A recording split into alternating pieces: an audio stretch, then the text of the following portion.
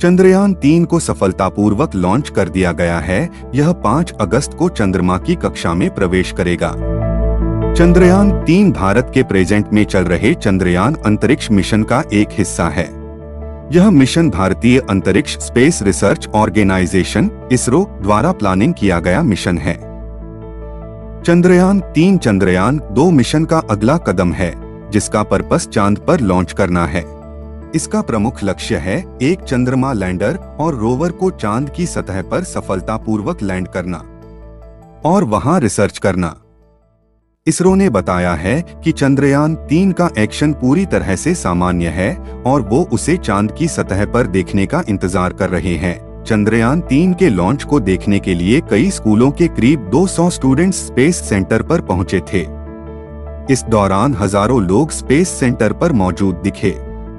चंद्रयान 5 अगस्त को चंद्रमा की कक्षा में प्रवेश करेगा। इस मिशन में चंद्रयान का एक रोवर निकलेगा जो चांद की सतह पर उतरेगा और लूनर साउथ पोल में इसकी पोजिशनिंग होगी। यहाँ पर पानी और दूसरे खनिज पदार्थों के होने की काफी संभावना है, पर रोवर इस बात की खोज करेगा कि चांद के इस हिस्से में उसे क्या-क्या खनिज, पानी आदि मिल सकता है। इस खोज से खास बात ये होगी कि अगर कभी भविष्य में हम चांद में कॉलोनियां बसाना चाहें तो इसमें बहुत मदद मिलेगी। बीते 50 सालों में कई मिशन प्लान और एग्जीक्यूट किए गए हैं, लेकिन चंद्रयान-2 ने पहली बार चांद पर पानी की खोज की। भले ही उसका लैंडर बाहर नहीं आ पाया, पर इस बार हम कॉन्फिडेंट हैं कि वो जरूर होगा।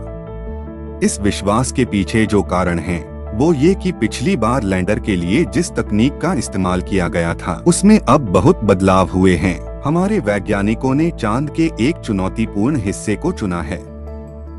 इस हिस्से को लूनर साउथ पोल कहते हैं। इसकी खास बात यह है कि इस पर धरती से सीधे नजर रखना मुश्किल है। पहला जोखिम यह है कि चांद पर जब कोई यान भेजते हैं तो पूरी तरह से इसका नियंत्रण कंप्यूटर्स के पास होता है। एक इंसान होने के तौर पर आप 4 लाख किलोमीटर दूर बैठे उसे कंट्रोल नहीं कर सकते। वो पूरी तरह से आर्टिफिशियल इंटेलिजेंस की मदद से काम करता है। दूसरी चीज ये है कि चांद पर कोई जीपीएस नहीं है। जैसे हम धरती पर कोई गाड़ी चलाते हैं तो जीपीएस के माध्यम से कई जानकारियां हमें मिल जाती हैं। ड्राइवरलेस कारें जीपीएस तकनीक से ही काम करती हैं, लेकिन चांद पर ये काम नहीं करती। वहां आपको पता नहीं चलेगा कि आप कहां पर हैं, किस हिस्से में हैं, कितनी दूर हैं। इन सभी चीजों का अनुमान उसे ऑनबोर्ड सेंसर से लगाना है, तो इससे 2-3 नई मुश्किलें पैदा हो जाती हैं। अच्छी बात यह है कि इस बार इन सभी चीजों का ध्यान रखा गया है।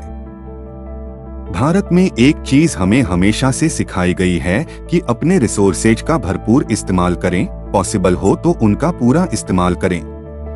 जैसे जब चंद्रयान-2 भेजा गया था तो उसके 3 हिस्से थे, ऑर्बिटर, लैंडर और रोवर। ऑर्बिटर कामयाब रहा और वो अभी भी चांद की ऑर्बिट में घूम रहा। तो इस बार जब हम चंद्रयान-3 भेज रहे हैं तो ऑर्बिटर का प्रयोग नहीं कर रहे, क्योंकि ऑर्बिटर वहां पहले से मौजूद है। ऐसे में हमारे ऑर्बिटर की पूरी लागत इस बार बच गई।